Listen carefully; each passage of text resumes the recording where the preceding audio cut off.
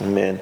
All right, while they receive the offering, we're going to go ahead and just dive right into it. So for those of you who are new, maybe you've missed a couple weeks, or maybe you're brand new to Flourishing Grace, 3 weeks ago, we began this new initiative called the Path of Flourishing. I said just a minute ago that we want to be a family that leads people into flourishing relationships with Jesus. But the reality is that here at Flourishing Grace, and really throughout churches all around America, if you said, man, are you a believer? Do you believe in Jesus? People would say, yes, I believe in Jesus. I'm a believer, whatever that means, or I'm a follower of Jesus.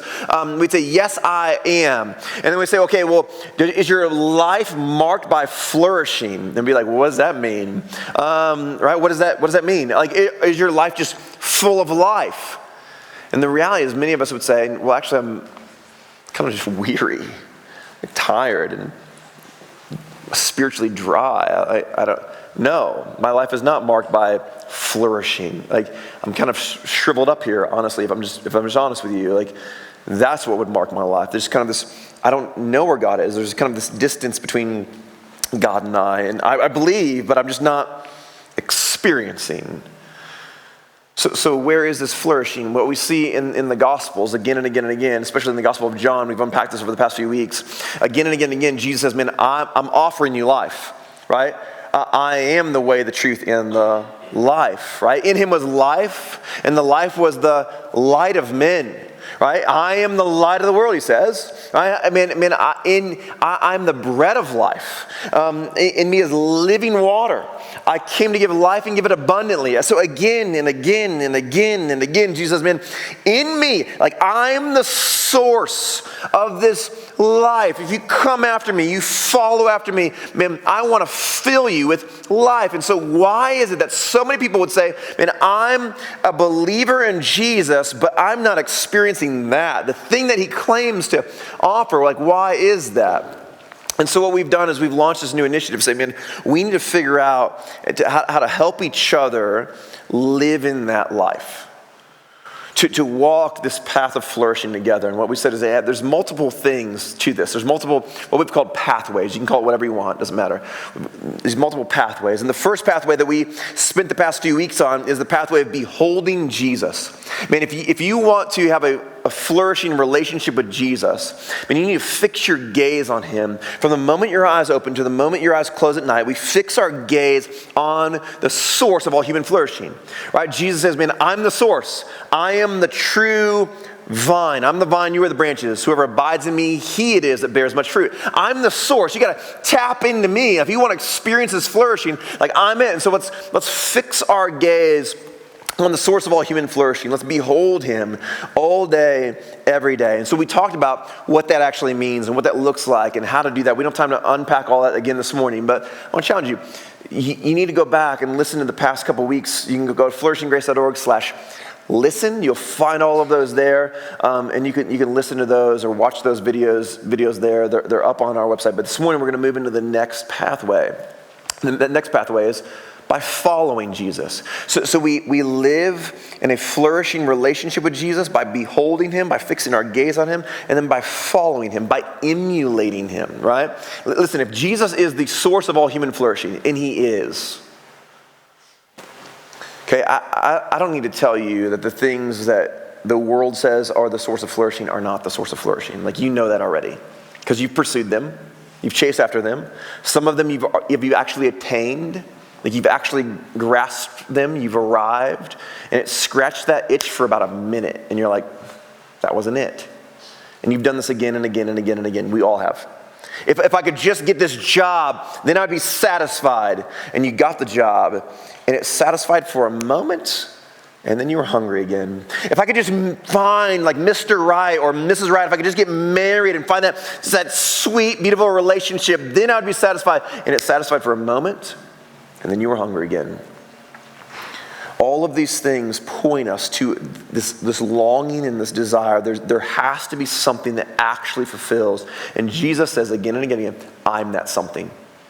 Like, I'm the thing that you were designed to build your life around. I am the one that you were designed to have intimacy with, to walk in the garden in the coolness of the day, to be with me. to be where I am and do what I'm doing. Like, that's the only thing that's going to actually bring you fullness of joy and fullness of delight, is to know me. You were designed to be mine, and I'm here to be yours, like to be your God and you to be my people. And so if Jesus is the source of all human flourishing, it would do us well to begin to do whatever he does, to follow him.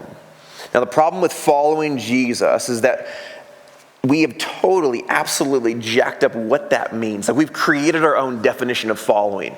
Like, we've taken Jesus' definition of following. When Jesus says, follow me, we've taken that and we're like, okay, cool. And we've created our own definition of following. Say, this is what it means to follow Jesus. And the reality is that most people in America, you say, are you a follower of Jesus? They would say, yes, I am. Most of us in this room would say, I'm a follower of Jesus. But if I were to ask you why, like, what do you mean? Like, how are you a follower of Jesus? You're like, well, I do what Jesus did. Okay, well, what is that? Well, I go to church. Hey, friends, Jesus didn't go to church. He was Jewish, okay? He didn't go to church. So what does it mean? What does it mean to actually be a follower of Jesus? Like, well, I do other things that he did. Like, I pray. Okay, yes, he did pray. I read my Bible. He didn't read his Bible, but okay, close enough. He read his Old Testament, his Torah. Okay, so I read my Bible. I pray. I go to church. I volunteer. I help old ladies across the street. I do all kinds of things that, like, Jesus would have done if he were here. Like, that's what I do, right? Listen to me. I've said this all along, again and again and again, and I'm going to continue to say it till the day I die. Listen, following Jesus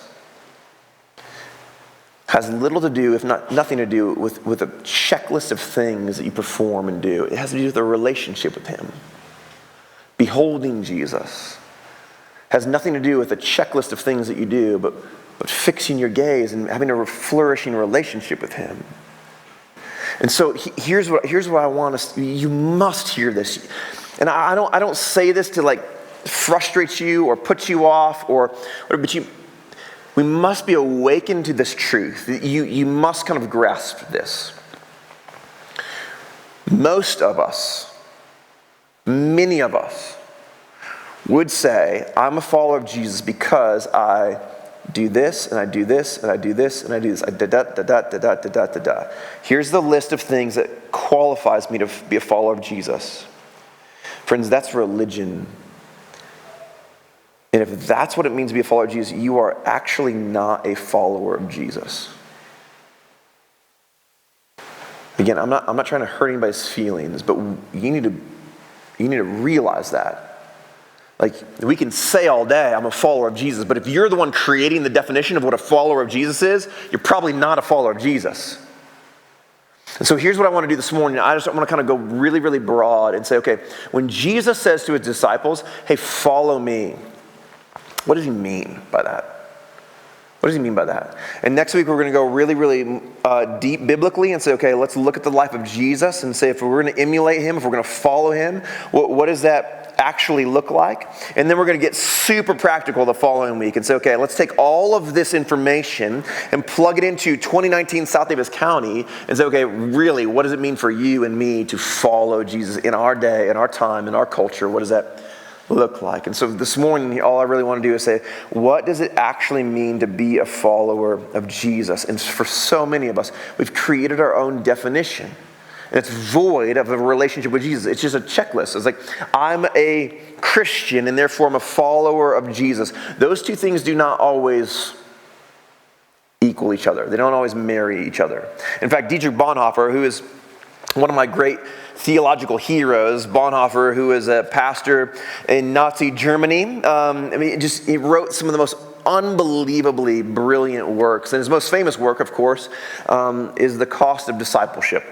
And in it, Bonhoeffer writes this about this very idea. He says, Christianity, without the living Christ, without Jesus, is inevitably Christianity without discipleship. And Christianity without discipleship is always Christianity without Christ. Now, it sounds like he said the same thing twice because he did, okay? Here's what he says. He says, if you take Christianity, this beautiful, wonderful thing, and you take Christ out of it, and all you're left with is, here's all the things that I do, right? You've also removed discipleship. Discipleship is not a list of things you do. I'm a disciple of Jesus because I did it. No. But if you, at the same time, if you take Christianity and you remove discipleship from it, you're also removing Jesus from it. So Jesus and discipleship, here is what he's saying, go hand in hand. You cannot separate the two. And if you try to pull either one of them out of Christianity, you're left with a religion that is void of a relationship with Jesus. Discipleship without Jesus Christ is a way of our own choosing. We've created it. I'm a follower of Jesus. You've created your own definition.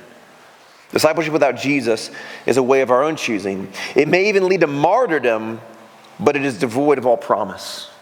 Listen, remember, he's writing in Nazi Germany. Martyrdom is a real thing for him. And that's maybe not for you and me in South Davis County, Utah in 2019. But people have died believing that they're a follower of Jesus because they do this and this and this and this and this without ever actually having a relationship with Jesus. They've died for that list of things and not for him.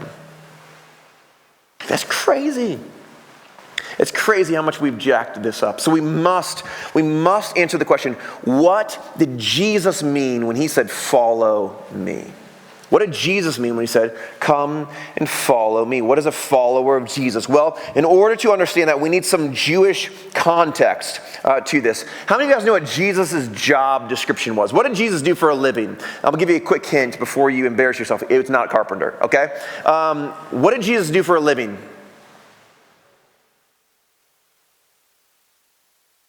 Come on, you guys, you know.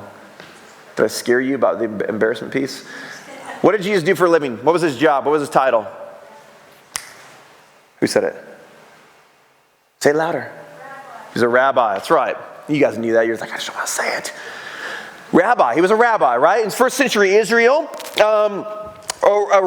these rabbis would go around from town to town, and they were kind of like these gurus, right? Rabbi actually means like master. The master, the sage of like all of the information. Like they have mastered the works of God, the Old Testament. They know it all, right? And so in order to be a rabbi, this is like not everybody. You can't just be like, hey, you know what I think I'm going to do when I grow up? I'll be a rabbi. It didn't work that way, right? So every Jewish boy and girl, or at least most Jewish boys and girls, attended school. They went to this thing called Beit Sefer. Beit Sefer is like elementary school. It's from ages 5 to 12 years old. They would attend school. But they didn't learn to read and write like you and I learned to read and write. Like right now we're teaching Winston to like read and write, and we have this like workbook that we're going through. It's like 100 lessons, and then you can learn to read, which is amazing. They didn't have that, okay? They had the Torah. The first 5 books of the Old Testament, the works of Moses. And they learned to read and write by reading and writing the Torah again and again and again and again and again. And so from 5 to 12 years old, this is all they did. They just studied the first 5 books of the Old Testament, right? Genesis, Exodus, Leviticus, Numbers, and Deuteronomy. Again and again and again and again and again. They would read and they would write it. And so by the age of 12, most Jewish boys and girls had the first 5 books of the Old Testament memorized. On lock. They could recite every verse on every page without error.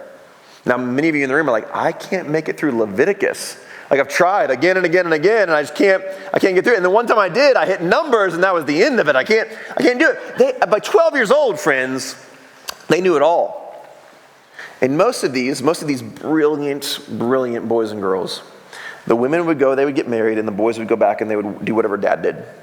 That was the end of it. That's the end of their kind of education. At 12 years old, they would go work for dad, whatever dad did, fishing, carpentry, whatever. That's what they would go do. But for the best of the best, okay, the best of the best, they would get to go on to the next level of education, Beit Midrash. Beit Midrash was like kind of like high school, but almost college. Like it was like intense study of the rest of the Old Testament. And so from 12 to 15, they would the boys, so this is men only, sorry ladies, men only were invited to study under kind of the lower level rabbi, the Beit Midrash.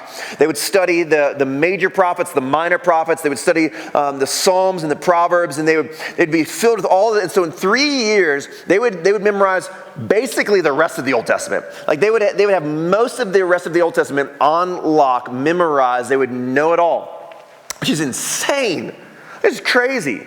And from there, most of these men would go back home to their hometown. They would work for their dad, and they would be leaders in their local synagogue. Like, this is a big deal. Like, if you go to Beit Midrash and you graduate, like, mama's proud, okay? Like, that's like, good job. Like, that's it. Now, and then they're like a local leader in their town, and people respect them. They have a wealth of information about God and the people of Israel, and they'd be leaders in their local synagogue. However, from Beit Midrash, the cream of the crop, like the summa cum laude, the top of the top, the best of the best, these guys were invited to kind of have the opportunity to like be quizzed and test to maybe become what's called a Talmudim. Talmudim is where we get the word disciple. Like, they would go meet with one of the famous rabbis. Now, in first century Israel, like the rabbis were the rock stars of the day. Like, they were it. Like, there was nothing like it.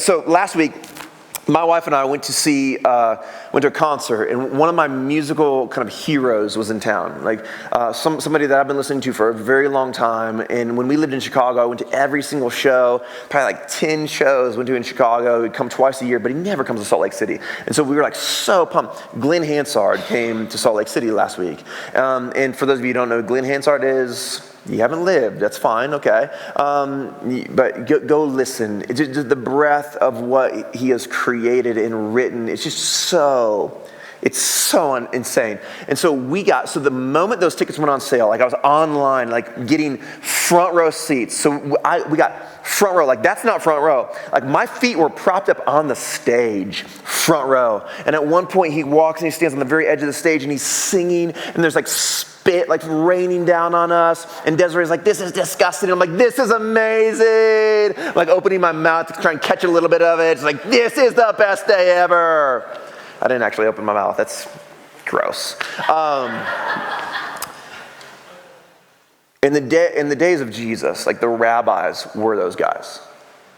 Like when people learned that a famous rabbi was coming to their town, like they would come early to the synagogue to get like the front row seat. Like they would push and shove their way to be at the front so they can hear whatever this rabbi is going to say. Hundreds of people would show up. Like Jesus isn't the first rabbi, okay? Like, and he's not the last. Like he's not the first guy to like draw a crowd. Like these guys were rock stars. And so the good ones, the famous ones, they would draw like 1,000 people. Now nobody drew the crowds that Jesus drew. When Jesus would roll in, like 10,000 people would show up. That was unnormal. That was strange, okay? But that's because he healed people. Like he made the lame to walk and cleansed leprosy, and people were like, I've got to see that. And so like 10,000 people would show up when Jesus comes. So here it is. So the Talmudim, to be the best of the best, right? At some point, like this rabbi would turn to you and say, okay, follow me. And that was it. Like that was the moment. That was kind of like the apex of everything that every little Jewish boy wanted to be and wanted to do, was to be a Talmudim. And the Talmudim would do whatever that rabbi did for about 5 years, was kind of the average, that you would be a kind of an apprentice or a disciple to this rabbi. And you would do whatever that rabbi did. You see, the goal was not to like get a grade or to graduate, right? For a lot of us in this room, we went to grad school. And if you practice a certain field, like maybe you're a doctor or a lawyer or a pastor, like you choose your grad school based on often the professor. Like she is the leader in this field, or this guy, like he is like the absolute stud. I want to study underneath them. Like that's the person I want to study underneath. And so you choose it based on that. But you don't choose, but at the end, you don't say, okay, you say things like, man, I want to impress them, or I want all my friends to be impressed because I studied underneath them, or I want to get the grade and I want to get an A while studying under this person because they're so tough, it's so hard. Not for a Talmudim.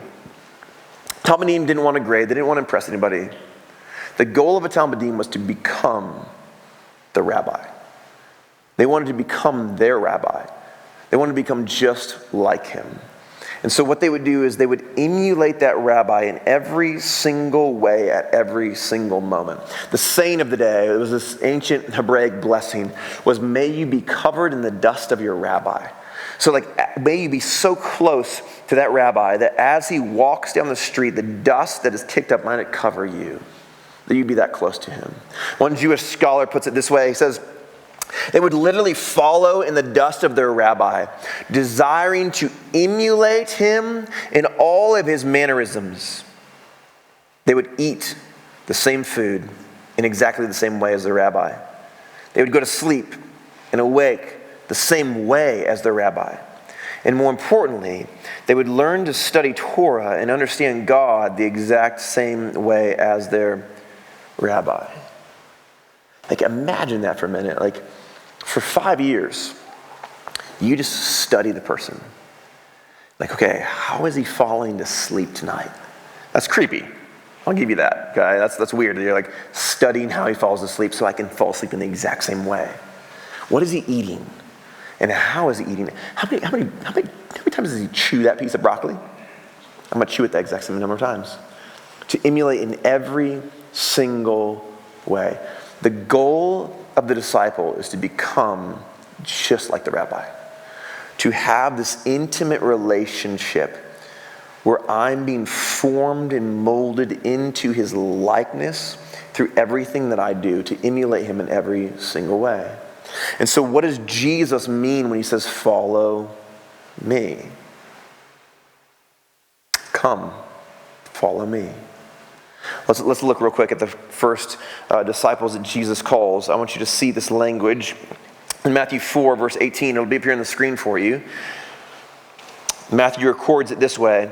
While walking by the Sea of Galilee, he, Jesus, saw two brothers, Simon, who is called Peter, and Andrew, his brother, casting a net into the sea, for they were fishermen. And he said to them, follow me, and I'll make you fishers of men. Immediately they left their nets and followed him. And going on from there, he saw two other brothers, James the son of Zebedee and John his brother, in a boat with Zebedee their father, mending their nets. And he called them. Immediately they left their boat and their father and followed him. In an instant, in a moment, they leave whatever they're doing. They leave their careers. They leave their job. They leave their dad. And they're like, I'm following that guy. And without the context, that's really weird, right? But in context, I'm saying Jesus was the rock star of his day. There was never a rabbi like Jesus. And so this was the greatest honor that could be bestowed upon these men. There's nothing like it. If Glenn Hansard walked in the room right now and was like, Josh, you just want to come with me the next 5 years and just do whatever I do? I'll pay you, we'll just hang out, we'll just have fun and just do whatever I do. I love you all, Flourishing Grace. I'll see you in 5 years, all right? I'm out. I'm gonna go do that. That's amazing. That would be an incredible experience. Just to sing songs and just hang out and just be with him. That's incredible. So these guys are there's no thought, no second guessing. I'm in, I'm going to follow him. I'm going to forsake these things that the world says are mine. This job, this career, this identity, this dad. I'm going to follow that guy. Here's another one for you. In Matthew 9, I love this. Jesus passed from there. He saw a man called Matthew, or sometimes referred to as Levi, right? So Matthew is his Greek name, Levi is his Hebraic name. Matthew sitting at the tax booth, and he said to him, follow me. And he rose and followed him. And as Jesus reclined at the table in the house, behold, many tax collectors and sinners came and were reclining with Jesus and his disciples. And when the Pharisees saw this, they said to his disciples, why does your teacher eat with tax collectors and sinners?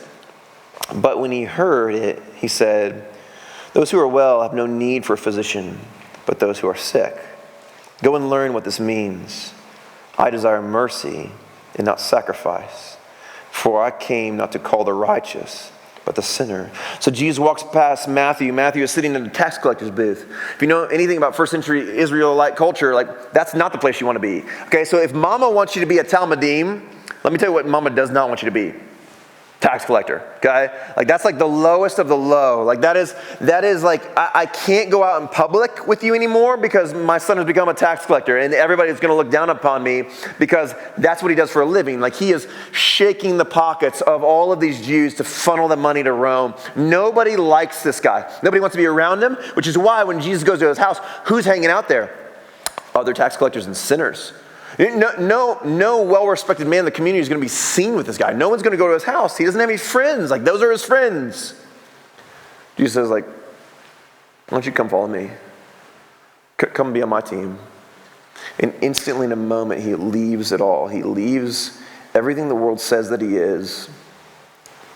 This person that's life has been marked by shame, and kind of this terrible job. And he says, I'm going to go with this guy. Instantly can transform into a position of honor, a position of like glory and respect, like in an instant, in a moment. So what does it mean to follow Jesus? What does that actually mean? Listen, friends, it means that we must be a people who actually forsake the things the world tells us that we are. Like, what I find again and again and again when I meet people who say, man, I'm a follower of Jesus, but they're really not, it's one of two things.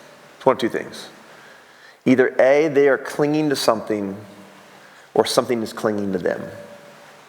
And what I mean by that is this, like, there's something in their life that they're just not willing to let go of. Part of their identity, a future dream, a future hope. And someday I'm going to be here, and I'm going to be doing this, and it's going to look like this, and they're not willing to let go of that and actually forsake it to follow Jesus. Or it's an identity, or maybe something that somebody told them about themselves a long time ago, they're just believing is true. Like they're just clinging to this thing that kind of defines them. And they're just not willing to open their hands and allow Jesus to have that thing.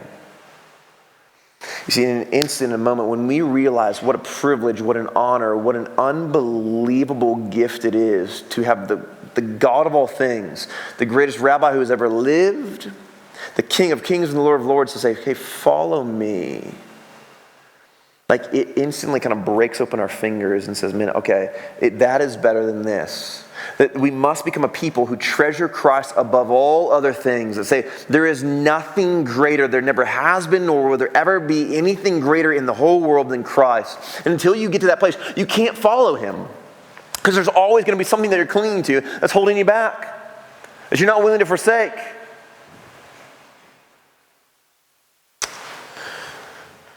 And when we release it and we grab onto him, all we want to do is to emulate him in every single way. To follow Jesus means that we reshape our lives around the way of Jesus. You see, there's this word in the book of Acts again and again and again that's used, and it's capitalized. So in a weird way, it's like, why is that capitalized again and again and again? Does anybody know what it is? Anybody know what word I'm talking about? Give you a hint. Capital W. It's the word way. The way. You see, here, I'll show you a couple of verses here real quick. So in Acts 9, in Acts 9 verse 2, Paul is going to go, Saul, and not Paul yet, Saul is going to go persecute these Christians. He needs these papers, these letters. And so it says this, and ask him for letters to the synagogue at Damascus, so that if he found any belonging to the way, capital W, the way, men or women, he might bring them bound to Jerusalem. Paul says, I'm going to go look for followers of the capital W, the way. People who have ordered their life around the way of Jesus. They're emulating him. In chapter 22, verse 4, same context, Paul says, I persecuted this, capital W, the way, to the death, binding and delivering to prison both men and women. I found people who were practicing the way of Jesus, emulating his life, and I arrested them, and I killed them. And then kind of in the irony, in Acts 24, verse 22, Paul is on trial, and Governor Felix is overseeing this, and he says, hey, Paul, listen, any like thing that you want to say in your defense, and Paul just begins to preach the gospel. He says, let me tell you about the way of Jesus. And Felix stops him. It says this, but Felix, having a rather accurate knowledge of, capital W, the way, put them off, saying, when Lysias the tribune comes down, I will decide your case. I know the way. People have told me about the way of Jesus. Stop talking. Just get out. The early Christians were not known as Christians. In fact, when we see that language, it's actually in a negative context, a negative light. They were known as followers of the way.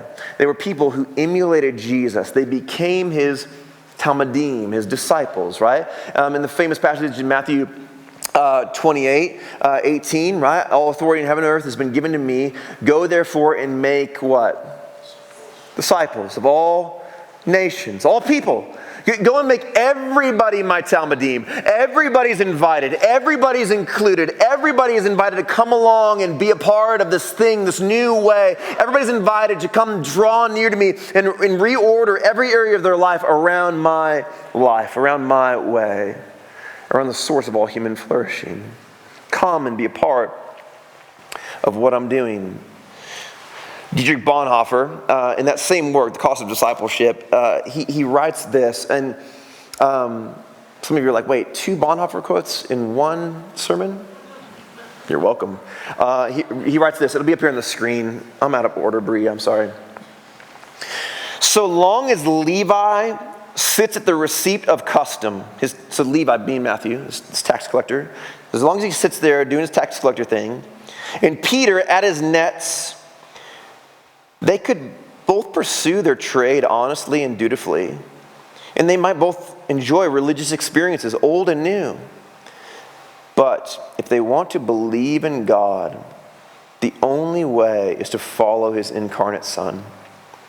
Had Levi stayed at his post, Jesus might have been his present help in trouble, but not the Lord of his whole life. I said at the beginning, many of us have crossed that line of faith. We said, man, okay, I'm going from I don't believe to I now believe. I don't believe, but now I believe. But so few have said, and I follow. My whole life, every area of my life will be lived in response to the call of Christ. I will order everything in my life around his life. And this, friends, is why we do not experience the flourishing that Jesus has on offer. Now, who is this offered to? Real quick, I'm running out of time. Let me read to you just real quick the list of Jesus' disciples. Jesus is going to call his disciples to himself in Matthew 10, verses 1 through 4. It reads this way. And he called to him his 12 disciples. So his 12 closest followers, his 12 Talmudim, and gave them authority over unclean spirits to cast them out and to heal every disease and affliction. The names of the 12 apostles are these. First, Simon, who is called Peter, and Andrew, his brother. James, the son of Zebedee, and John, his brother. So we read about them earlier. Philip and Bartholomew. Thomas, that's doubting Thomas. Matthew, the tax collector, he makes the list. James, the son of Alphaeus and Thaddeus. Simon the Zealot, and Judas Iscariot. Now, just you gotta do something with that. I mean, think about it for a second, okay? The first one listed is Simon, who's called Peter, who Jesus knows is going to betray him 3 times. He's going to deny him 3 times. Say, I don't know that guy. Aren't you one of his Talmudim? Like, haven't you spent every waking hour of your life for the past 3 years emulating him? Nope. Never seen him before. What an idiot. You've got Matthew, who I already said is a tax collector. Like, he doesn't have any friends. No one wants to be around this guy. Like, nobody wants to be around him except for other tax collectors and sinners. You have Thomas, who after Jesus dies, and people are like, dude, I saw him, he rose from the grave. Thomas is like, no. Like, that's not possible. Like, okay, I saw him do some crazy stuff, but no. He's not the Son of God. He didn't raise from the grave. Like, come on, guys. You have Simon the Zealot. Like, his job, is like guerrilla warfare against Roman soldiers. Like hide out in the shadows and stab them when they're not looking and then run away. I want that guy on my team. What? Like that flies in the face of everything that Jesus teaches. And they got Judas. Everybody loves Judas. Good grief, the guy sells Jesus. He sells him out. And that's Jesus. Those are the guys that Jesus says, man, you're on my team. Come, follow me. Come follow me so closely and have intimacy with me so closely that you might be like me in every single way. The reality is that as I look around this room and think about your stories and the people that I know, right? There's people in this room who have completely, they've destroyed their careers, they've lost their jobs. There's people in this room who have destroyed their marriages. There's people in this room who have just deeply, deeply hurt people. There's people in this room who have done time, like real time. There's all kinds of people in this room. If we went around and said, okay, and what defines you? What defines your sin? We say, okay, stand up and say your name and just the sin that defines your life, which we're not going to do, by the way. Relax. But if people stand up and say, okay, my name is Josh, and yeah, I have deeply wounded some people in my life, and here's the way that I've wounded them. My anger has hurt some people in my life. Hey, my name is so-and-so, and man, I was addicted to drugs and alcohol, and to be honest, I still am. If we just went around and just did that the rest of the time, you know what it would make? A beautiful list of disciples. And so last night, I was just thinking about how can that be? How can that be? How can you and I, especially me, how can I be qualified to make that list? How can Jesus be like, hey, come follow me? Doesn't he know how jacked up I am? Doesn't he know what I've done? Come follow me. How can it be that those guys make that list? I'm going to tell you why. Here's why. Because Jesus is the only rabbi who's ever lived that can choose the guys who are not the best of the best and say, don't worry, I've got this. I'm going to wash you white as wool and pure as snow. I'm going to die the death that you couldn't die. I'm going to go to the cross for you. I'm going to bleed the ground red so that you might be clothed in my righteousness. And I'm going to bring beauty from the ashes of your life. No other rabbi can do that, but I got this. And so wherever you are, whatever you've done, wherever you've been, whoever you've hurt, whatever you've stained, whatever you've broken, it does not matter. The call of Christ in your life is to come and follow. Not simply come and believe that maybe he is who he said he was. That's not faith. There's no faith in that. You can believe in Jesus all day long, but that's not real faith. I can believe that the parachute's going to open, but until I actually jump out of the plane, there's no real faith there. Jesus says, man, come, follow me. Step out in faith. Let go of the things in your life. I said earlier, either you're clinging to something or something's clinging to you. There's something in your life that's just holding on to you. And this is what it is. It's something from your past that you've done or something that somebody's done to you. Somebody's said something about you that's just not true. And they've created all of this doubt within you, or maybe you've created all this doubt within you and there's something holding you back. There's something holding on to you and saying, man, you're not worthy of that. The good news is that's true. You're not worthy of it. Neither am I. But Jesus, come on, let me make you worthy to be one of my Talmudim. Come follow me. Come leave all that stuff behind. Leave all the things the world says that you are behind. Let me cleanse you. Let me wash you. Let me bring flourishing to your life. Come emulate me. Come begin to reorder your life around my life. And we're going to talk about that next week. Let me pray for us. Jesus, we come before you this morning, and just in this moment, we just bow our heads, we bow our hearts before you, and we declare in this place that we are not a people who are worthy. We're not a people who have earned this status. We're not a people who have earned this worth. We're not a people who have said, look at all that I've done. I should be your disciple. No. We're people who say, listen, I shouldn't should never be called to follow you. I should never be invited to be with you. I'm not worthy to emulate your life. And yet you've looked at every single person in this room, every single one of us, and said, hey, stop. Come to me. All who are weary and heavy laden, I'm going to give you rest. Come to me, let me cleanse you by my blood, by the blood of my cross. Let me die the death that you could not die. Let me live the life that you could not live.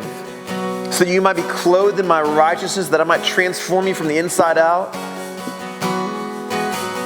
Come follow me.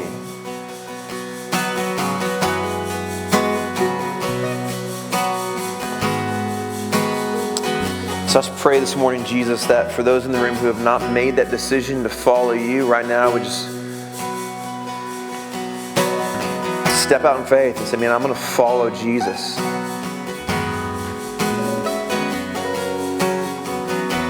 I'm going to leave the world behind, and I'm going to fix my gaze on what lies ahead. I'm going to live every moment of my life for Him from now on. I'm going to begin to reorder everything in my life. It's not going to happen tomorrow. It's not going to happen in a week or a month. It's going to take years. But I'm going to reorder my life after the life of Christ. And if no one goes with me, if I'm completely alone in this, I'm going anyways, because I'm going with the God of all things. Praise you. Be with us. Help us to follow you. Praise in your name. Amen.